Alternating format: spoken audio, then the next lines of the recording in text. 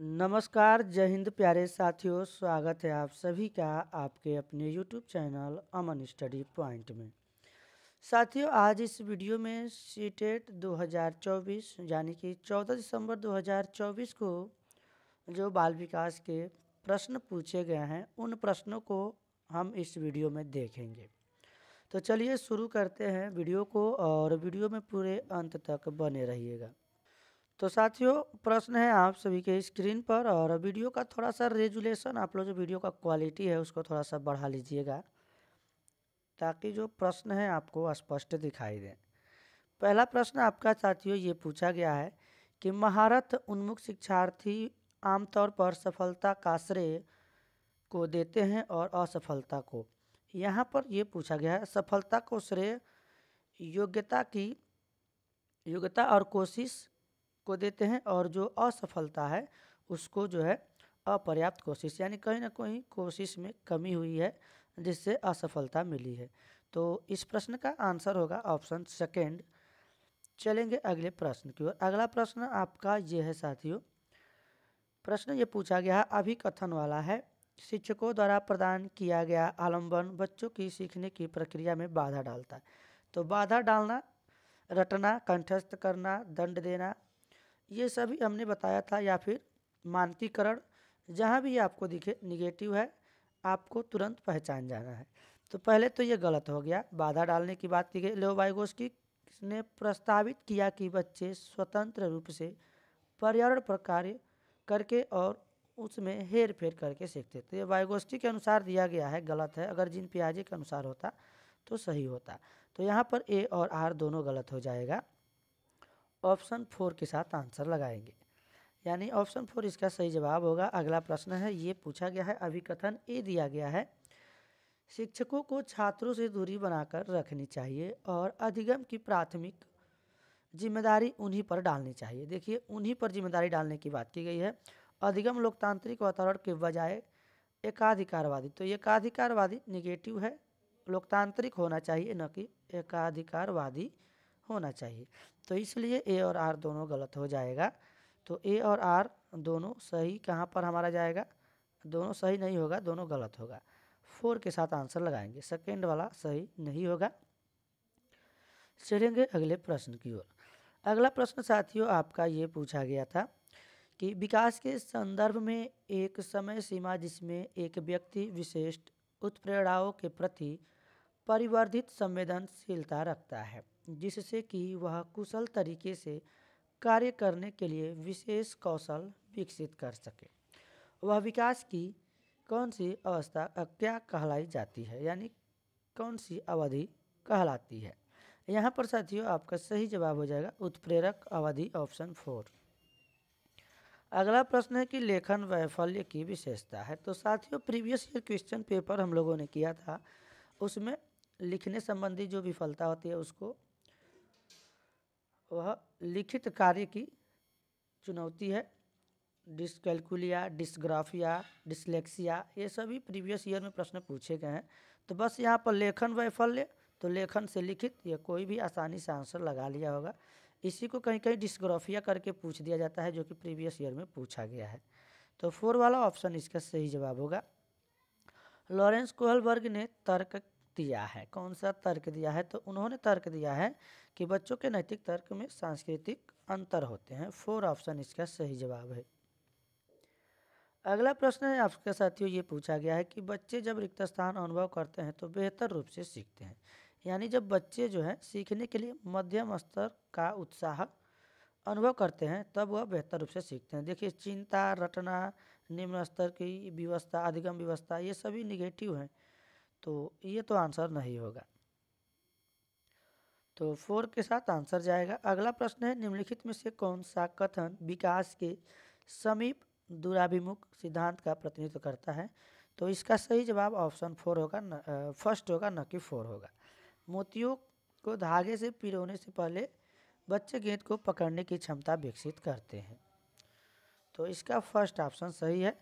अगला प्रश्न है वाइगोस्की के अनुसार बच्चे स्वयं से बात करते हैं।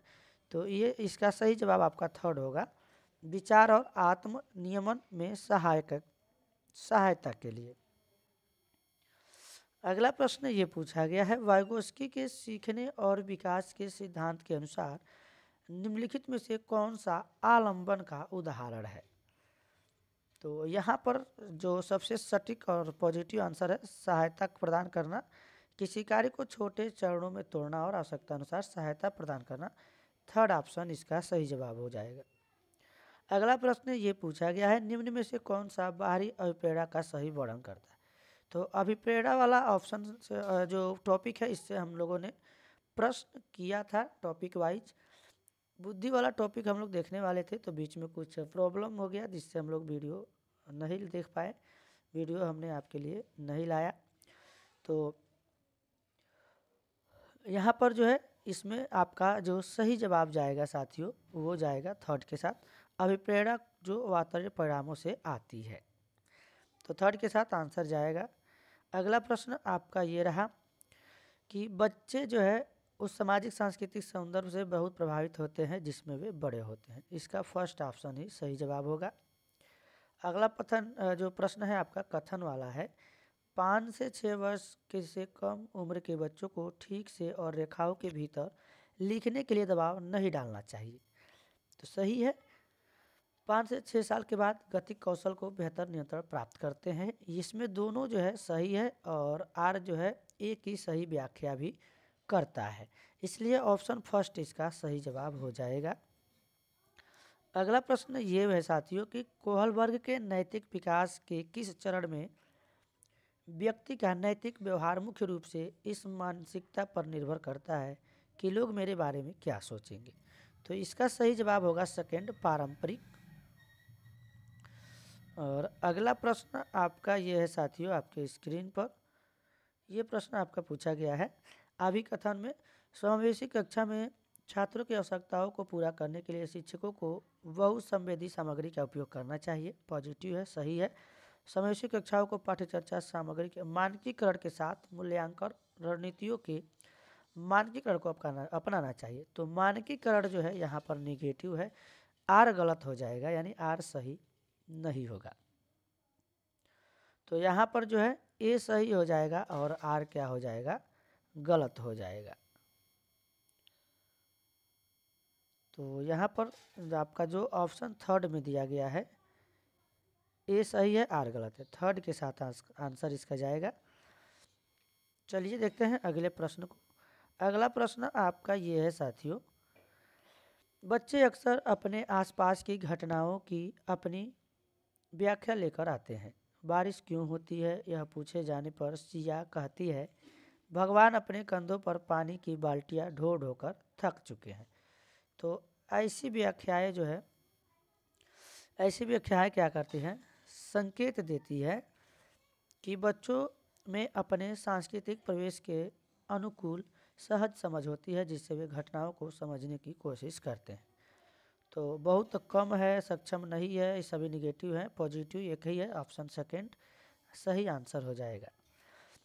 पियाजे ने संज्ञानात्मक विकास का किस प्रकार वर्णन किया है। तो इन्होंने 4 गुणात्मक रूप से भिन्न चरण में वर्णन किया है, जिसमें संवेदीगामक, पूर्व संक्रियात्मक, मूर्त संक्रियात्मक और अमूर्त संक्रियात्मक, ये 4 अवस्थाएं होती हैं। पहला ऑप्शन इस प्रश्न का सही जवाब है।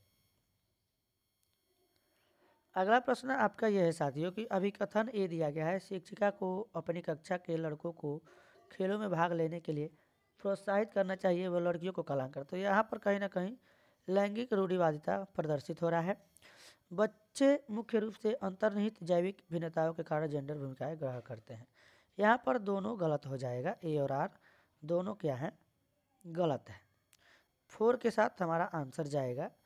अगला प्रश्न है साथियों आपके स्क्रीन पर, ये प्रश्न है कि शिक्षकों को ध्यान न्यूनता, अति क्रियाशीलता विकार से जूझ रहे छात्रों की आवश्यकताओं को ध्यान रखते समय किससे बचना चाहिए। तो जब आप यहाँ पर देख रहे हैं कि कार्य को छोटे आसानी प्रबंधित भागों में तोड़ना, पॉजिटिव है। कह रहा है कि बहुसंवेदी सामग्री का प्रयोग करना, ये भी पॉजिटिव है। पाठ्यक्रम सामग्री और निर्देशों में लचीलापन, ये भी पॉजिटिव है। बचने की बात की गई है तो निगेटिव एक ही है, ऑप्शन थर्ड, विकर्षण और शोर करने से बचना चाहिए। तो थर्ड ऑप्शन इसका सही जवाब हो जाएगा। अगला पूछ रहा है प्रश्न आपका ये, गति संवेदी शिक्षार्थी किसके माध्यम से सीखना पसंद करते हैं। तो गति की बात की गई है तो करने और चलने फिरने, यहाँ पर ऑप्शन फर्स्ट इसका सही जवाब होगा। अगला प्रश्न आपका यह है साथियों कि विद्यालय में खेलने के समय ऋषभ एक 7 वर्षीय बच्चे ने खेलने के लिए गुड़िया उठाई। उसके कुछ साथियों ने उसकी इस पसंद के खिलौने के लिए उसका मजाक उड़ाया। एक शिक्षक जो अपने विद्यार्थी में लैंगिक भूमिका के संदर्भ में लचीलापन विकसित करना चाहता है को इस स्थिति में निम्नलिखित में से कौन सी प्रतिक्रिया देनी चाहिए। तो उसको जो है ऋषभ को गुड़िया के साथ खेलने देना चाहिए और दूसरे बच्चों को कहना चाहिए कि वे अपनी पसंद की कोई भी खिलौना चुन सकते हैं। तो इसका फर्स्ट ऑप्शन ही सही जवाब हो जाएगा। अगला प्रश्न आपका यह है साथियों, कथन वाला है। प्रभावी शिक्षक खुद को शिक्षार्थियों के दैनिक जीवन और उनकी सामाजिक सांस्कृतिक पृष्ठभूमि परिचित कराते हैं।